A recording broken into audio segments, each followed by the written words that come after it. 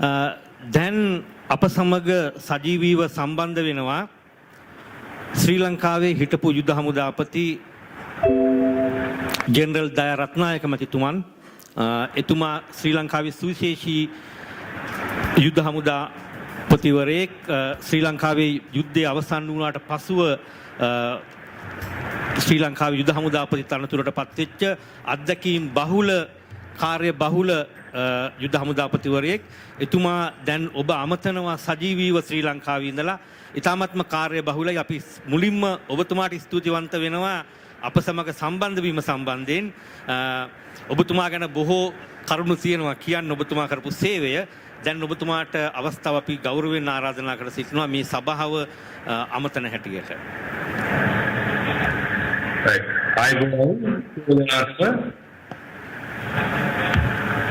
Good evening, ladies and gentlemen. I'll speak few words in English first. I was told that there is a group of foreigners present there, or the people from your living country.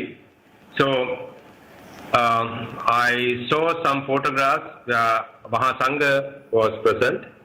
Dr. Mahasangha Singh Avasarai, Your Excellency Miss Manisha Gunatilaka,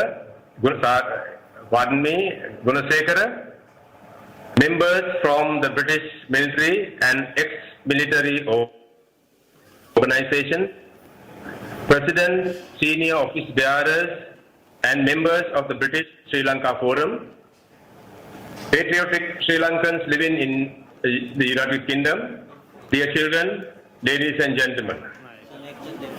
I consider myself extremely honored and privileged to get connected with you through technology or through Skype at a very important moment, ladies and gentlemen.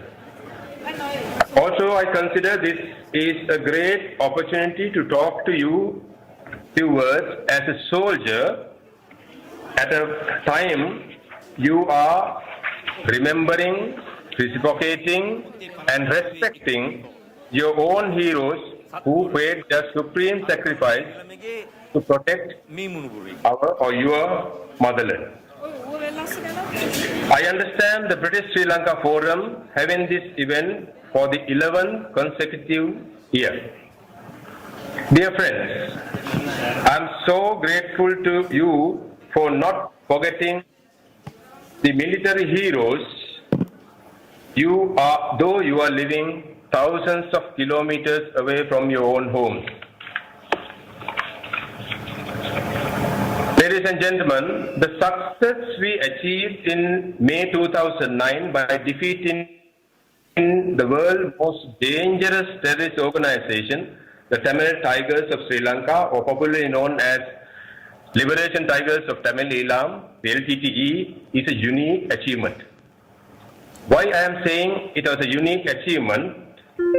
Because when the entire world is trying to defeat terrorism and still not having an option to do so, we as a small nation, as Sri Lankan, set an example to the entire world by defeating terrorism. That defeat is not through annihilation or not through by using or by not using mass scale destructive weapons, but through a thing called humanitarian operations. Not many people know what this humanitarian operation means. Ladies and gentlemen, we also like other countries in the world, went through for 25 years through all military options, doctrine and everything we went through, but we could not find a solution to the problem that we went through.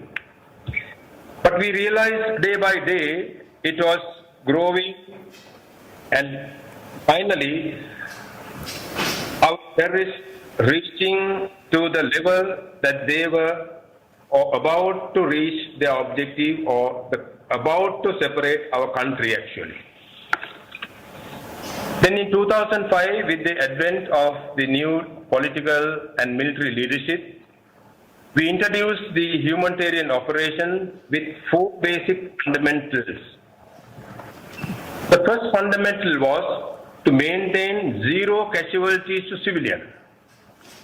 The second was to maintain minimum damages to the government and civilian properties. The third fundamental was maintaining minimum damages to the own soldiers of Sri Lanka or our own defense forces. And finally, our objective was to cause required damage to the terrorist leadership. So those are the 4 fundamentals of the humanitarian operation. With those fundamentals in mind, we launched the operation. When we wanted to launch this operation, the government gave us sanction to do that within 5 years. Ladies and gentlemen, you know that we achieved our success within less than 3 years. And we reached our goal and we set a world record by defeating terrorism, at least in the 21st century, as we all know. After the defeat, the retired head of India's Sri Lankan Peacekeeping Force, popularly known as IPKF, General Ashok Mehta, characterized the defeat of the LTTE by Sri Lankan forces as having turned the conventional counterinsurgency operations theory on its head. Our achievement does not end there, ladies and gentlemen. The post-conflict challenges were even more challenging. The rehabilitation of 14,000 or more combatants was one of the greatest challenges the government faced during that period. Demining of almost the entire northern and eastern provinces of anti-personnel mines and the improvised explosive devices. Resettlement of more than 400,000 innocent displaced people in their own villages and homes. The other challenge was to reconstructing the total infrastructure and even individual houses.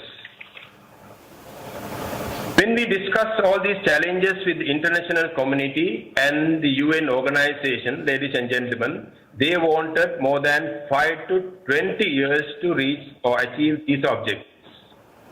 The government of the day did not want that to happen. They did not want that to be dragged for longer period. Therefore, they requested, they did not have an option. They turned into the military and requested us to help them, the government. So with the leadership of the civilian government, we basically enhanced their capacity and we got involved in achieving those objectives. Tell you frankly, you all know that within less than 2 years, we achieved almost all the objectives or the challenges that the government faced during that time. Lastly, I must mention few other highlights also here.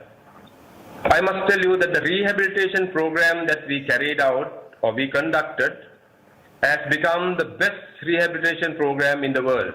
Why we are saying so? Because after 7 to 8 years of reintegrating those most dangerous terrorists in the world, to date, ladies and gentlemen, none of those reintegrated cadres have resorted back into extremist activities or even not even an antisocial activity being reported by those people. So, as other achievements too have become best in the world. So, dear our brothers and sisters, you should be proud that you are remembering and respecting a group of your own brothers and sisters who achieved such a valuable peace in your own motherland through such a commitment, dedication, and a great sacrifice. I here finally thank all of you and the distinguished guests for attending this great event with your busy schedules.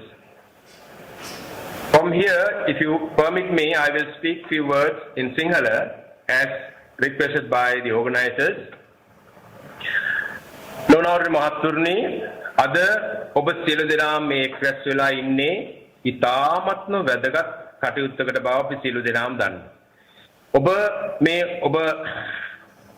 ඔබ මේ අපේ ඔබ වෙනුවෙන් සටන් කරලා මියගිය සොල්දාදුවන් සිහිපත් කිරීමටත් ඒ වගේම හමුදාවේ සේවයේ දුන්න අයවලුන් සිහිපත් කිරීමට කියලා තමයි දැනගන්නට ලැබෙන්නේ. ඉතින් අපේ රටින් 10 කිලෝමීටර් 1000 ගාණක් ඈත ඉඳලා ඔබ සියලු දෙනාම මේ වගේ කටයුත්තකට සහභාගී වෙලා සිටීම අපට ලොකු ආඩම්බරයක් ගෞරවයක් ඒ වගේම අපි කෘතවේදීත්වය ඔබට පළ කරන්න කැමතියි මේ සංවිධානයේට සියලු දෙනාට. මේ වසරක් නෙමේ යුද්ධයේ පවතින කාලයේ සිඳලා මේවා සිදු කිරීම සම්බන්ධව අපි ඔබ සියලු දෙනාටම අපේ කෘතවේදීත්වය පළ කරන්න කැමතියි.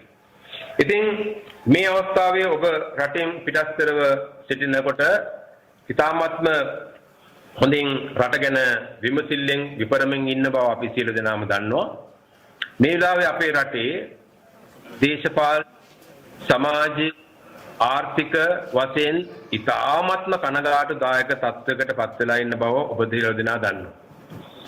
අවුරුදු 30ක් පමණ පැවති යුද්ධය නිමා කරලා ඒ සඳහා 30000කට ආසන්න පිරිසක් කාය දාන ප්‍රාණ දානය දීලා 35000කට ආසන්න පිරිසක් කාය දානය දීලා ඒ වගේම ලක්ෂ සංඛ්‍යාත සොල්දාදු පිරිසක් හමුදා සමාජිකාවන් පිරිසක් සේවා දානය දීලා ලබාගත් මේ ඊටාම අමාරුවෙන් ලබාගත් මේ නිදහස අපේ රටේ අපි බාර දෙනවා මේ ස්ථාවර සාමයක් ගෙන යාම සඳහා සමාජීය දේශපාලන ආර්ථික වශයෙන් ස්ථාවර භාවයක් ඇති කරලා අපේ රටත් අනිත් ඔබ ජීවත් වෙන රටවල් වගේ අභිමානයෙන් ජීවත් වෙන්න පුළුවන් රටක් බවට පත් කරන්නට කියලා අපේ රටේ දේශපාලන සහ අනිකුත් පාලන පරිපාලන අධිකාරියට මේක බාර කරනවා. නමුත් අවුරුදු 7ක් 8ක් 9ක් 10කට කිට්ටු වෙන කාලයක් යනකොට සිදුවෙච්ච දේ ඔබ සියලු දෙනාම දන්නවා. ඇත්ත වශයෙන්ම ඊටාම කනගාටුයි කියන්නේ ගමේ තියෙන සභාවල සිට රටේ උපරිම උත්තරීතරම පාර්ලිමේන්තුව දක්වා මේ වගේ සිටින පත් වෙලා ඉන්න සමාජිකාවන් ඊටාමත්ම පහත් මට්ටමින් අපේ රටේ ඒ වගේම අපේ පුද්ගලිකව අපි සියලු දෙනාගේම කීර්තිය ගෞරවය අභිමානය කෙලෙසෙන ආකාරයට හැසිරෙන බව ඔබ සියලු දෙනාම දකිනවා. අහනවා දන්නවා. ඉතින් ඒ නිසා මේ වෙලාවේ අපි සියලු දෙනාටම අලුතෙන් යමක් හිතන්නටයි වෙන්නේ.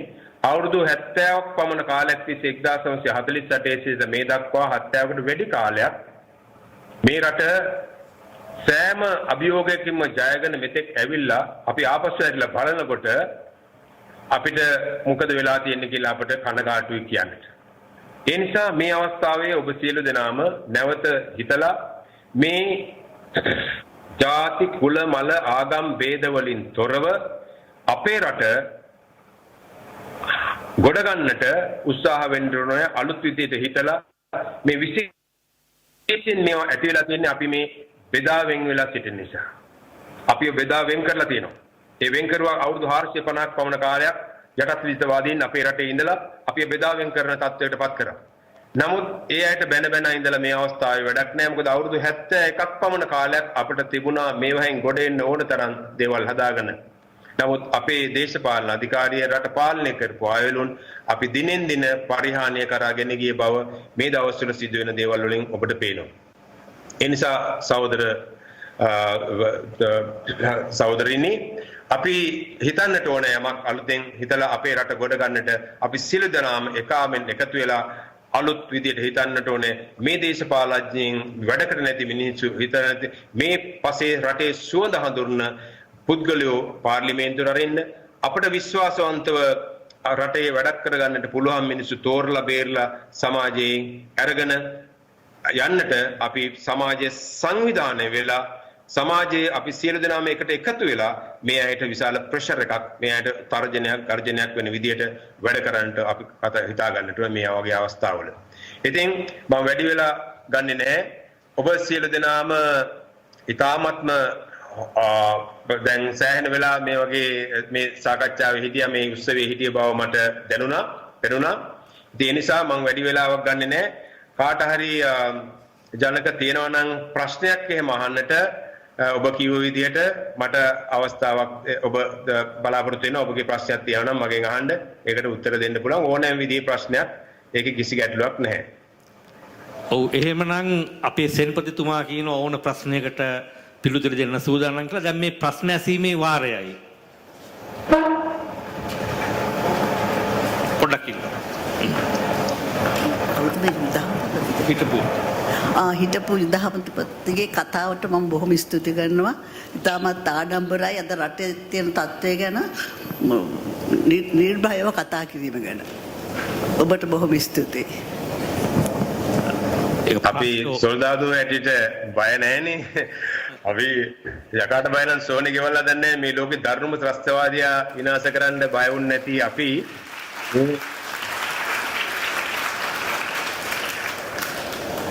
තව ප්‍රශ්න තියෙනවාද අහන්න. පස්සේ අපෙන් අහන්න එපා. දැන් එතුමා සජීවීව සම්බන්ධ වෙලා තිබෙනවා. ඔව් විනෝමා මොකක්ද ඔයාට අහන්න තියෙන ප්‍රශ්නේ? ඔව් කෙටියෙන් අහන්න. මහත්මයාණෙනි මේ ළඟදී මේ ඊයේ පෙරේදා ඇති වේගෙන යන ප්‍රශ්නයක්. මම මිශ්‍ර ජාතික කාන්තාවක්. මගේ මම සිංහල, මගේ තාත්තා බග. නමුත් මම රටට ගොඩාක් ආදරය කරන කෙනෙක්. ඒ වගේම මම මේ රටේ ඉඳලා දේශප්‍රේමී ව්‍යාපාරයේ වැඩ කටයුතු වල යෙදී සිටිනවා.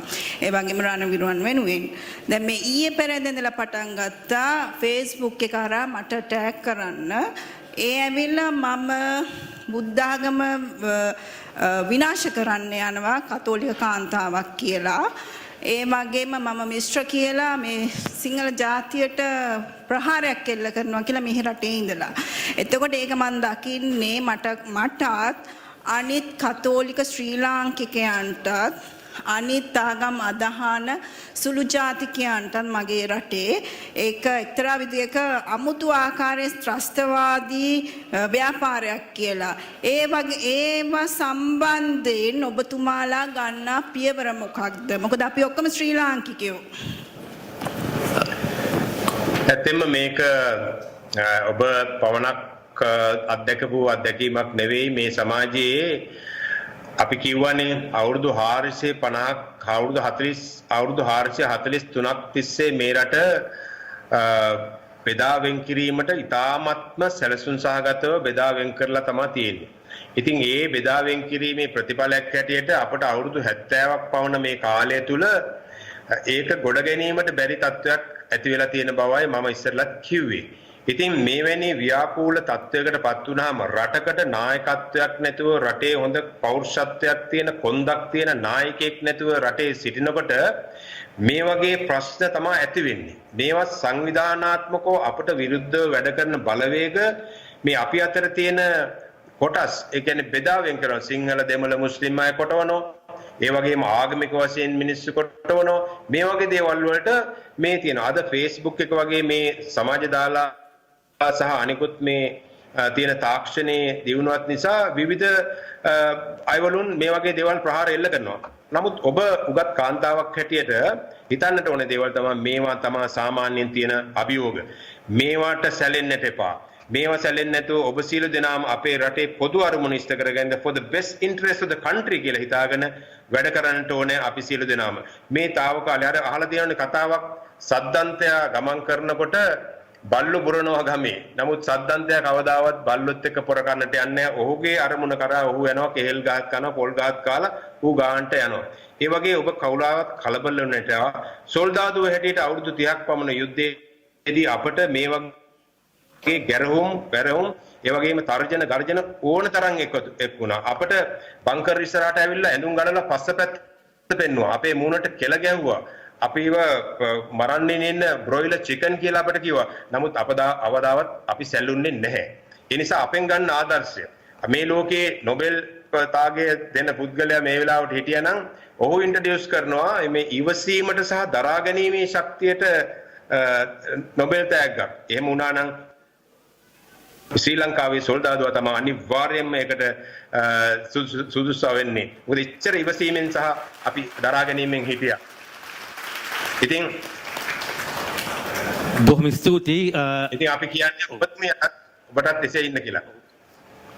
ඔව් උදේ මොකක්ද ඔබගේ ප්‍රශ්නේ? මේ ඔබතුමාට මම කියන්න කැමති අපි අහලා තියෙනවා ලංකාවේ පාර්ලිමේන්තුවේ 225ක් ඉන්නවා. ඒකෙන් 142ක් අට පාස් වෙලාවත් නැහැයි කියලා. ඉතින් ඔබතුමා ඒ අපේක්ෂකයෙක් වුණොත් අපිට තව 141යි හොයාගන්න තියෙන්නේ.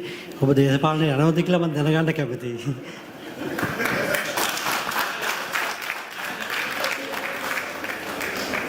ජනක එච්චර මට තේරුන්නේ නැහැ මේ පොඩ්ඩක් කියන්න පුළුවන්ද ඒක? ඔව් එතුමා කියන්නේ 141ක් පාර්ලිමේන්තුවේ ඉන්නවලු අට පාස් නැති മന്ത്രിවරු.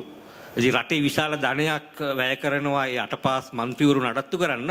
ඔබතුමා වැනි අත්දැකීම් බහුල මම ඔබතුමාගේ ඒ ප්‍රොෆයිල් එක කියෙව්වා. ඔබතුමා වැනි අත්දැකීම් සම්භාරයක් තියෙන උගත් බුද්ධිමත් අය එන්නේ නැත්තේ මොකද කියලා ප්‍රශ්නේ තමයි එතුමා අහන්නේ පාර්ලිමේන්තුව නියෝජනය කරන්න. හොඳ ප්‍රශ්නයක් මම හිතන්නේ.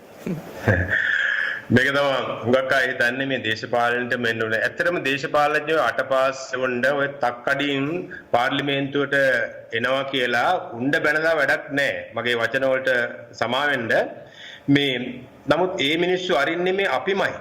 ඔබ අපිමයි මේ අය ඡන්දෙ දීලා අරින්නේ. ඒ නිසා මේ වතාවල් වල අපි ගමේ අය ඔබගේ ඥාතීන්ට කියන්න සංවිධානය වෙලා මේ පක්ෂවලට කියන්න කියලා සුදුසුකම් ඇති අයවලුන් ඒ තැන් වලට දාන්න කියලා. ආත්ම ගරුත්වයක් තියෙන පුද්ගලයෝ, අභිමානයක් තියෙන පුද්ගලයෝ, තමන් කෙරෙහි self respect එකක් තියෙන පුද්ගලයෝ එන්නේ නැති තත්වයට අද සමාජයේ පත් වෙලා තියෙනවා.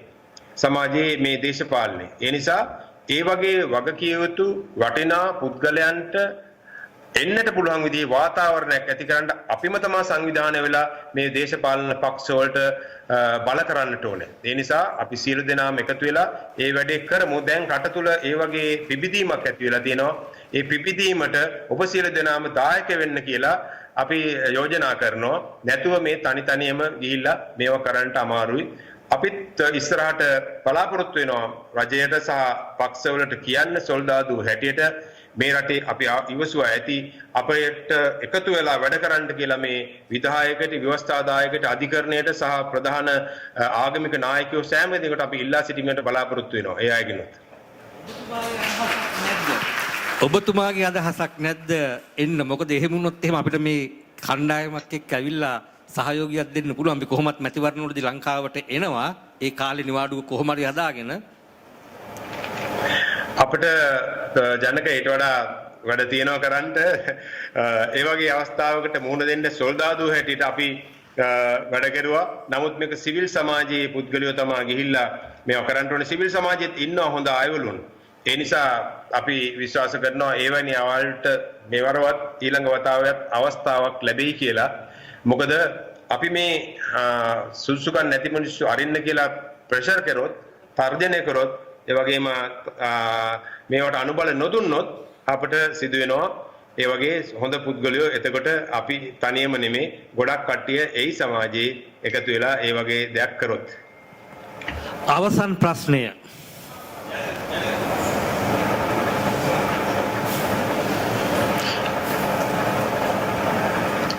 අයිබෝවන් මේ සපුමල් බණ්ඩාර කතා කරන්නේ මේ මට තියෙන ප්‍රශ්නේ තමයි ඔබතුමන් කරපු කාර්ය දූරයට සියලු දෙනාටම අපි මේ කෘතඥ වෙනවා.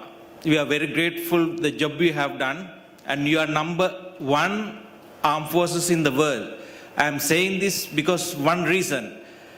It's not only you fought with LTT, you fought against the whole world because they have painted a picture saying that we are barbarians. It's not we are barbarians. I am pointing my finger at them. They are the barbarians. And we have every right to defend our nation. We have done so For thousands of years, we will be doing it, and we are with you. That is the very reason we are here today, to appreciate each and every one of you. And my question is, a country like Israel, country like Thailand, and there are a few other countries in the Far East, their military contributions towards to the political leadership and the backing to their own nations are a lot more. Because I know you are not going to cross over your thin line. But the problem is, you have your discipline and you have your training and the professionalism. That's what country needs. It's not the stupid politicians, because none of them, if you look at the past 70 years, there are two countries in the world which has began a journey. One is Israel, one is Sri Lanka. Both had independence 1948. Where the Israel today is, they are far ahead than America or UK or any other EU country. And where's the Sri Lanka? Because we've been rolling backwards. So if you make comment, thank you.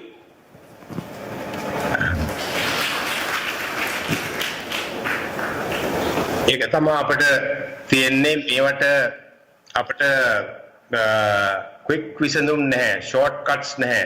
මේ අපේ රට ලෝකයේ තියෙන රටවලින් මේ ශ්‍රී Lanka is a reflection of the entire world. ලෝකයේ තියෙන සෑම දේශගුණයක්ම සෑම දෙයක්ම තියෙන ස්ථානයක් මේක.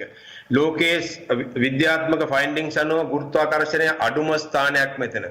ලෝකයේ බිහිවෙච්ච මෙතන ඉන්න බෞද්ධයෝ ඔබ දන්නවා බුදුදහම තැන්පත් කරපු ධර්ම භාණ්ඩාගාරය හැටියට මෙතන සැලකෙන. ඒ වගේ ගොඩාක් මේකේ ගොඩක් දේවල් තියෙනවා. අපේ රටේ තේ ගත්තොත් best in the world, පොල් ගත්තොත් best in the world, rubber ගත්තොත් best in the world, පළතුරක් හැදුවොත් best in the world.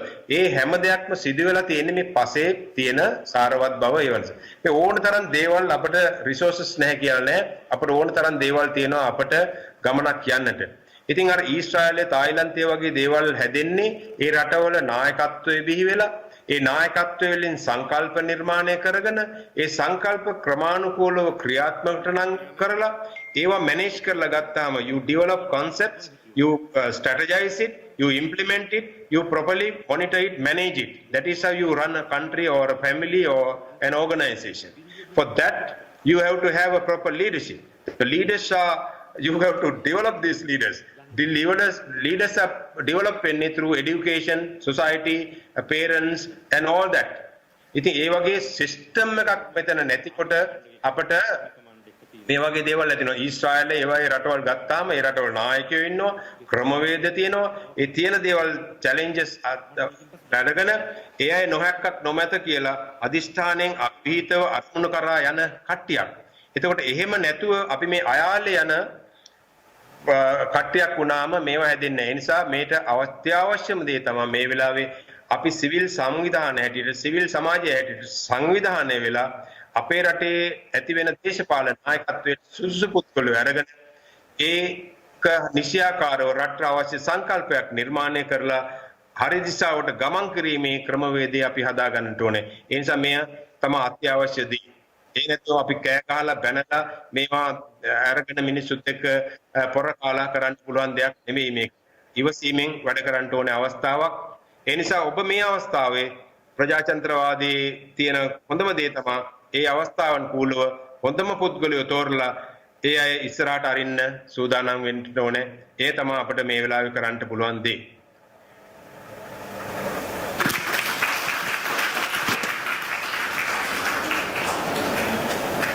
එහෙනම් බොහොම ස්තුතියි ඔබතුමාට අප සමග සජීවව සම්බන්ධ වුණාට කාර්ය බහුල ජීවිතයක් ගත කරන ඔබතුමා. ඉතින් අපි සුවපතන ඔබතුමාගේ ඉදිරි අනාගතයේ රට ජාතිය වෙනුවෙන් සුවිශාල මෙහෙවරක් ඉටු කරන්නට අවස්ථාව ශක්තිය ධෛර්යය ලැබේවා කියලා. බොහොම ස්තුතියි එහෙනම්. බොහොම ස්තුතියි සියලු දෙනාටම ජයශ්‍රී.